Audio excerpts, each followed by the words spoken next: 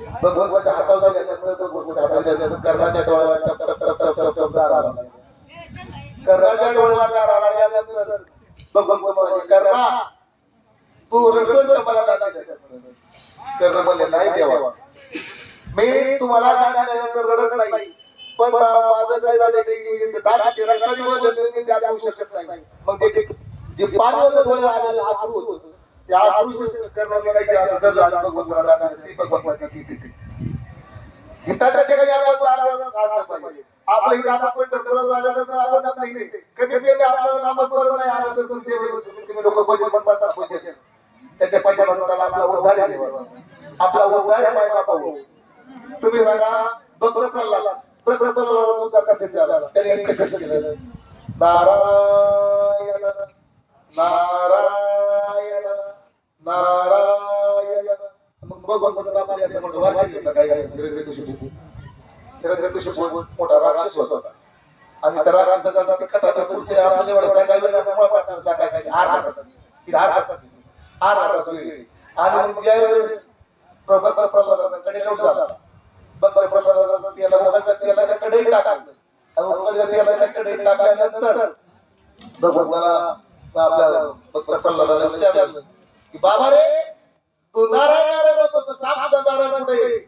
आज जवळ 12 वर्ष झाले आम्हाला फक्त नारायण नारायण नारायण नारायण जप लावला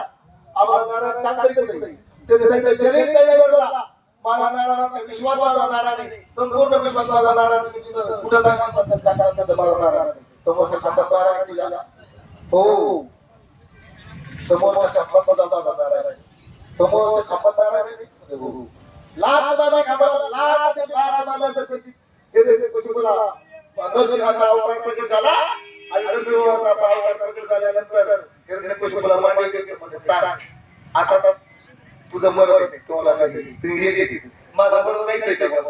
अहो माझं मरण मला उमरे आज येते देव म्हणजे आज येते आता तू कुठे आहे उमराकडे नाही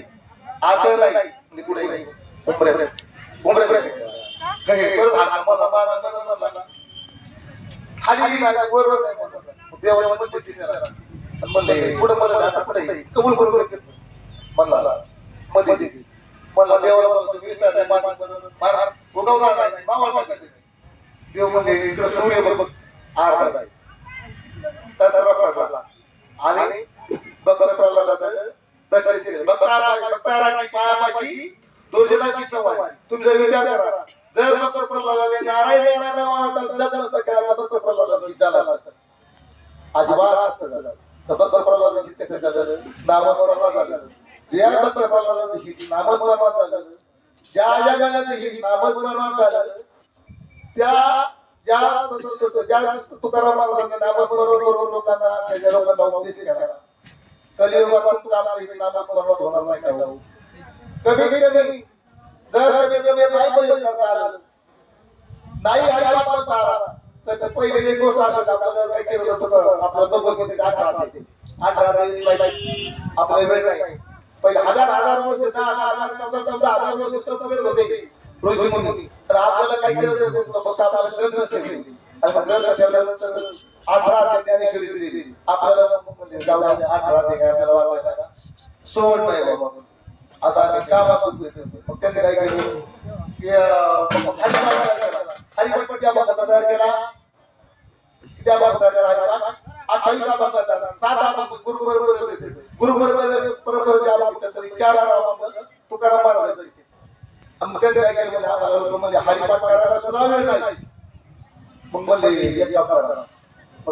तुकाराम महाराज त्यांनी काय केलं आधार घेतला नामस्मरण कीर्तन साधन पैसे जळलेलं पापे जन्मात येते नरगती सायाचं जागेवर सुखे तुकरा नारायण साहित्य बघतो करायचे चित्त आवडी अनंत आळवा महत्वाचा अक्षराला आठवलाय रामकृष्ण हरी विठ्ठल केशवा मंत्र आला बाबा सर्व बाळ तुकोरा महाराज या वेळेला असता अनेक पैसा वहा तसे आनंदित होता बरोबर महाराजांनी परमेश्वराची पाठवण्याची शपथ सांगितली की नामस्मरण रामकृष्ण हरी विठ्ठल केशवा हा मंत्र सगळ्यात सोपा आहे आणि आता कमी तुम्ही सोपा आहे प्रश्न ते बाबाला 108 महिने पाहिजे होतात 108 महिने आणि सकाळी उठल्यानंतर किंवा संध्याकाळी झोपल्यानंतर रामकृष्ण हरी विठ्ठल सेवा रामकृष्ण हरी विठ्ठल सेवा 108 वेळा बरोबर देतात तुम्ही 2 वायला तुमचा बरोबर तुम्ही सगळे काही काम करा तुम्ही सगळं करा फक्त काय करा 108 महिने जप करा त्याचं तुमचं हे 108 महिने 108 महिने कामा करते 108 महिन्याचा एक महत्त्वाचा इतिहास आहे ते प्रमाण दिवस आता 108 महिने ज्या वेळेस हिरण्यकशिपू राजा वनवासाला निघाला पाहिजे सॉरी तपश्चर्याला निघाला आणि तपश्चर्याला निघाल्यानंतर तिथे हिरण्यकशिपू तपश्चर्या केला आणि तपश्चर्या गेल्यानंतर बघा तपश्चर्या गेल्या त्याच्यानंतर एक कावळा पोपट नारायण नारायण नारायण अरे मला त्याचं नाव नाही काय नारायण नारायण घरी आल्यानंतर काय दोन्ही विचारते काय दोन्ही अहो तुम्ही तपश्चर्या गेले होते का गेले त्याचं नाव नाही काय मला त्याचं पोपट पडतोय नारायण नारायण म्हणजे काय बोलते काय म्हणते नारायण काय काय म्हणते नारायण 108 वेळा काय काय 108 वेळा 108 वेळा काय केलं त्याच्यातून काय नामस्मरण करून घेतलं आणि नामस्मरण करून घेतलं त्या हिरण्यकशिपू होता नरसिंह अवतार उतारला कारण त्याचं हित होत होतं तर तुकाराम महाराज ते हित आहे त्याच्यात तुकोबाराला काय केलं किंवा हिताचं हित करतात कुळीकन्या पुत्र ज्याच्या कुळीकन्या पुत्र होती सासू ज्याच्या घरात ज्याच्या बोलण्याचा चांगला जन्म माळकरी त्याचं कीर्तन प्रवचन करायला विशेष आमचा काही विषय नका पण ज्याला सात्विक ज्याला व्यसन करायचे नाही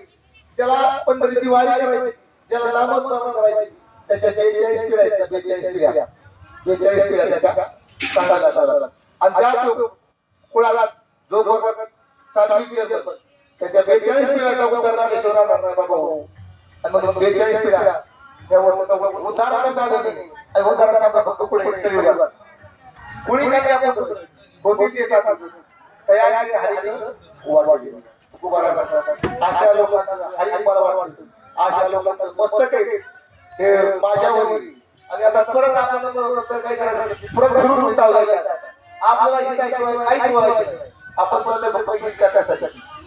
त्याच्यासाठी जर आपण हित नाही केलं कोणतं आपल्याला ह्याच्यासाठी जर आपण काहीच नाही केलं तर आपलं जन्म शतभंगूर काही बळवता वारे सावध थोडा माया आशा काही नजर गळा पडला पाता राम नाम स्मरा आधी पुढं आपलं आयुष्य 100 वर्ष जायचं 100 वर्ष आपलं आयुष्य 50 वर्ष केलं झोपी 50 वर्ष केलं मग कुटुंबाला अल्पायुष्य मानव देहा शतजनी अनरात्र मध्ये पाला वक्षय मग उरले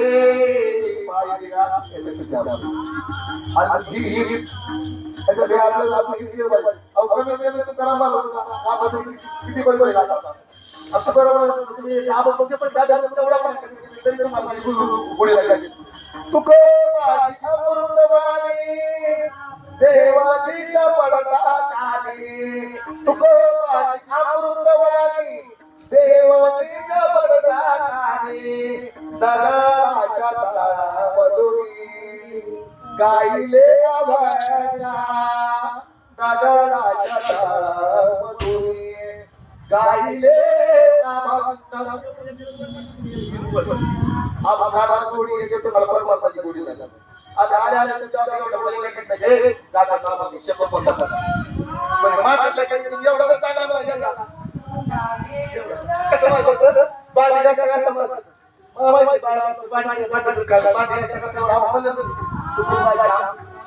देवाच्या पडता कानी दगडाच्या ताळात कमी कमी गाण्याचं जर आपण सकाळी दर्शन गाण्याचं दर्शन केलं तर त्याचं आपला होत आहे तुम्हाला सांगू खरं सांगू माझ्या जीवनात काय मला आमच्या आई बाबांनी पंडिता त्यांनी संपर्क टाकला पंडिता त्यांनी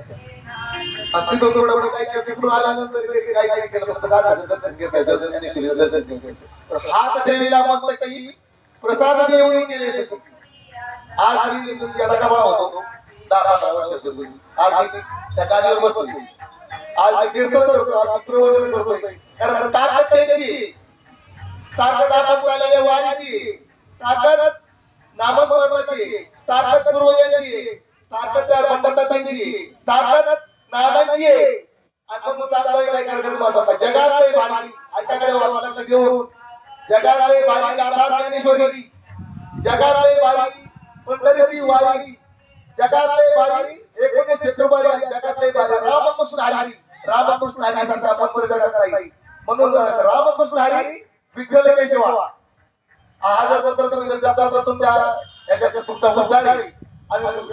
वाल्याकोळी नंतर झालाय वाल्याकोळी सुंदर जातो तो वाल्याकोळी काय करत होता चोर होता उतार होता आणि त्या वाल्याकोळी काय करत सात